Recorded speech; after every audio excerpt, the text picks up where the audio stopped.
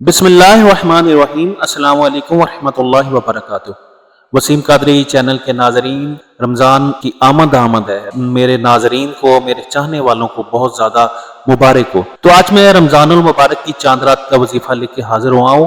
یہ ایسا عمل ہے جو آپ نے ایک ہی مرتبہ کرنا ہے، جو سال میں صرف ایک ہی مرتبہ کیا جاتا ہے، اور اس کی برکت یہ ہے کہ اس کو کرنے سے پورے سال آپ کے رزق میں بے پناہ برکت رہے گی۔ انشاءاللہ اللہ تعالیٰ آپ کے رزق میں ایسی برکت عطا فرمائیں گے جیسے پہاڑ سے پانی ڈھلان کی طرف تیزی سے بہتا ہے، بلکہ اس سے بھی زیادہ تیزی سے آپ کے رزق میں اضافہ ہوگا۔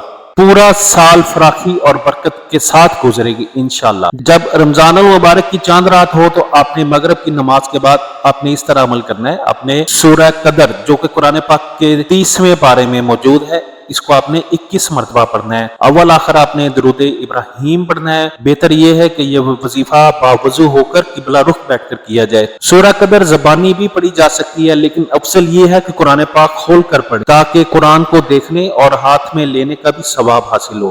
وظیفہ شروع کرنے سے پہلے صدقہ ضرور دیں، اس سے وظیفے کی برکت میں مزید اضافہ ہوگا۔